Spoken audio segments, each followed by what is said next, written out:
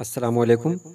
एक नई वीडियो के साथ फिर मैं आपके रूबरू हूँ और आज रोशनी की एक नज़्म पढ़नी है वारिस शाह से, जिसकी लिखने वाली हैं अमृता प्रीतम। तो चलिए वीडियो शुरू करते हैं।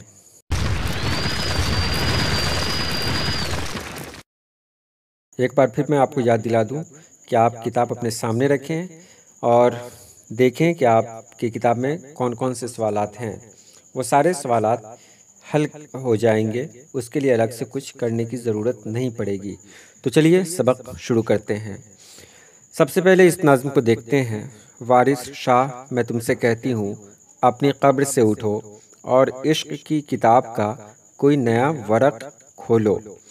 ये नज़्म है जिसके लिखने वाली हैं अमृता प्रीतम। अमृता प्रीतम का ताल्लुक़ पंजाब से है। वो पंजाब की बहुत बड़ी शायरा मानी गई हैं।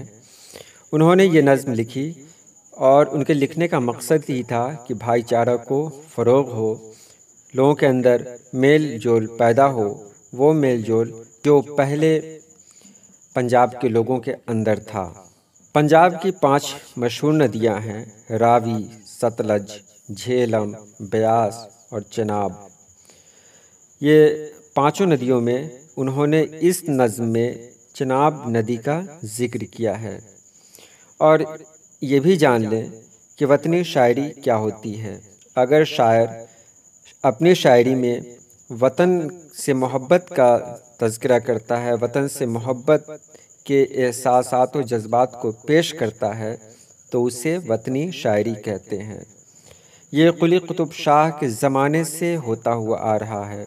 मीर तक़ी मीर, सिराज औरंगाबादी, अकबर इलाहाबादी, अल्लामा इक़बाल, जोश मलिहाबादी, अल्ताफ़ हुसैन हाली जैसे बड़े बड़े शायरों ने अपनी शायरी में वतनी शायरी को फ़रोग़ दिया है, वतनी शायरी पर तवज्जो दिया है। और आज भी बहुत सारे लोग हैं जो अपनी शायरी में वतन की मोहब्बत का एहसास कराते हैं।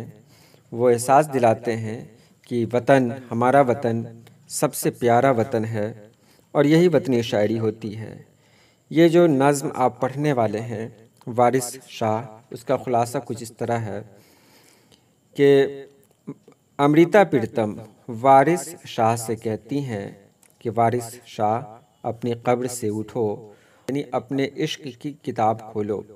वो पंजाब की हालत को बयान कर रही हैं और कह रही हैं कि पंजाब की हालत बहुत बुरी हो चुकी है। पंजाब में पहले जहाँ खुशहाली ही खुशहाली थी, अब खुशहाली नहीं रही। पहले लोग एक दूसरे से मिला करते थे, लेकिन अब लोग एक दूसरे की जान के दुश्मन बन गए हैं। चौपाल बिल्कुल सुनसान हो चुकी है। पहले चौपाल पे लोग आते थे, दिन भर की बातें होती थीं और खुश खुश अपने घर लौटते थे। अब चौपाल का कोई तसव्वुर नहीं रहा। वो कहती हैं कि रांझे के भाई भी अब बांसुरी बजाना भूल चुके हैं, यानी वो घराना जहाँ से प्यार मोहब्बत का सबक मिलता था, अब वहाँ भी तब्दीली हो चुकी है। वहाँ के लोग भी अब अच्छाई की तरफ नहीं हैं, प्यार मोहब्बत को फ़रोग़ नहीं दे रहे हैं। आगे वो कहती हैं कि चनाब का पानी खून से भर चुका है और यहाँ जो ज़मीन फसलें उगाया करती थीं, ज़रख़ेज़ ज़मीन थी, अब वहाँ से इंसानों की लाश मिल रही है। आगे वो कहती हैं कि सहेलियाँ एक दूसरे से बिछड़ चुकी हैं। पहले ये साथ रहा करती थीं तो एक अजब समा होता था, एक अजब खुशनुमा माहौल होता था, लेकिन अब वो माहौल देखने को नहीं मिल रहा है। चरखों का धागा टूट चुका है।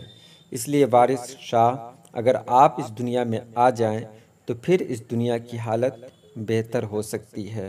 वो वारिस शाह से चाहती हैं कि वो फिर दोबारा इस दुनिया में आए और अपने इश्क का दर्स दुनिया को दें, दुनिया को बताएं कि अगर हम एक दूसरे के साथ मिलकर रहेंगे तो खुशहाल रहेंगे। अगर हम लोग एक दूसरे से नफ़रत करेंगे तो सुकून ख़त्म हो जाएगा और हम लोग कभी भी चैन से अपनी ज़िंदगी नहीं गुजार सकेंगे। ये रही छोटी सी वीडियो। امید ہے آپ نے اس نظم کا خلاصہ سمجھ لیا ہوگا۔ میں نے کوشش کیا ہے کہ جو بھی سوالات ہیں اس کے جوابات بھی ہو جائیں۔ تو آج کے لیے اتنا ہی۔ اللہ پاک آپ سبھی لوگوں کو خوش رکھے، آباد رکھے۔ اللہ حافظ۔